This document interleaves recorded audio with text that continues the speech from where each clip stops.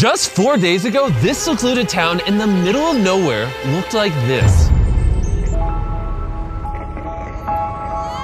And because this town is located in the middle of the jungle in Guatemala, an area that experiences extreme tropical storms in the summer, many of these small houses cannot withstand these brutal conditions, forcing the residents to constantly rebuild their homes in order to protect their families.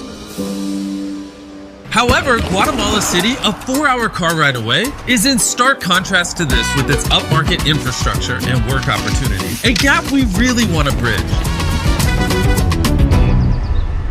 Once we found out about this community in Guatemala, we contacted Techo, an organization we worked with 2 years ago by rebuilding 10 houses in an impoverished community in Costa Rica, to see how we could help save this remote town from being destroyed. And 1 week later, Darren arrived just outside Guatemala City. And despite its beautiful landscapes and rich culture, he soon experienced firsthand just how difficult it was to reach the small village of Chisiguan, as he had to charter a small plane to a nearby town and then still walk for miles through the thick jungle terrain. A daily practice for the locals just to generate minimal income. Upon his arrival, Darren met with Alberto, a father of 8 children who provides for them along with his wife Maria, by traveling for hours every day to reach the nearest city to sell fabrics where he only makes $2 per day, meaning that each one of his family has to live on roughly $1 per week. On top of this, the entire family of 10 have to share a singular bedroom. The existing houses that these people are living in are very rudimentary. The floors are made out of dirt, there's no electricity. They have to build fires inside of the houses to cook and keep warm. And on top of that, there's no way for Alberto and the rest of the community to collect fresh drinking water. Todavía llegamos a buscar aguas en los pozos, porque ahí tenemos un pocito que está ahí, pero no nos abastece por la familia que tenemos como no. It is absolutely heartbreaking to witness just how difficult it is for these people to support their families. We want to come and help this community. We want to make a big difference for them. We want to give them a more comfortable and safe environment to raise their families. And so we have got a big plan for all of the work that we are going to do over the next few days with our partner Techo. So in just 4 days, we will be constructing 15 new homes that will have solar panels to provide basic electricity, a sanitation system, concrete flooring, a wood-burning stove, and a rain harvesting system with storage and filtration. In Techo, there are almost 1.5 million volunteers who have passed through the organization. These kinds of activities can change their lives by allowing them to connect with their traditional roots and support these small communities. They help by bridging the gap between those less fortunate than themselves.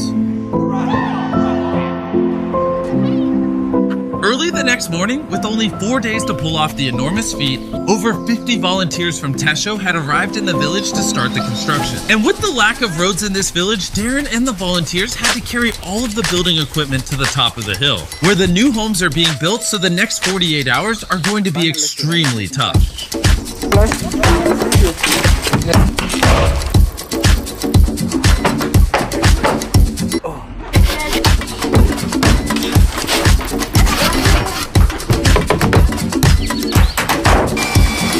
With 2 days down, they were able to finish the structures of the houses. However, with only 48 hours remaining, they still had to install all of the irrigation pipes and plumbing for the water collection system.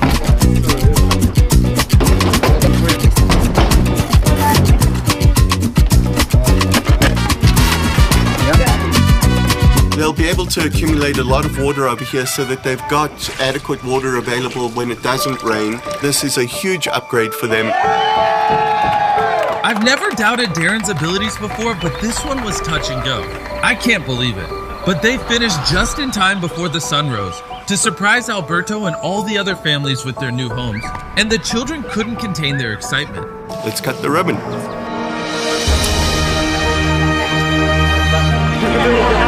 You could immediately see how excited this community was. The expressions on their faces, the excitement in their voices, and it was a beautiful experience. The gratitude that they were giving us back felt to me like more than we were giving them. They now will have more opportunities to make significantly more money, as they would have to spend less time maintaining their houses every storm. The new roads Techo built will make it easier to travel to and from neighboring communities. They have electricity, making it easier for the children to study at night.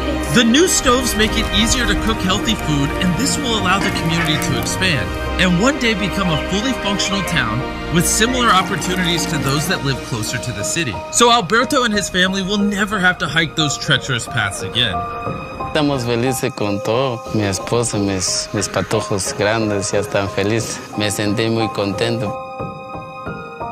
And beyond this, we have another big surprise for the community. But before I show you this, I want to tell you about the sponsor of this video, Dragon City. Beyond sponsoring this incredible project, Dragon City is hosting a Philanthropy Week Challenge from January 21st to 28th in-game.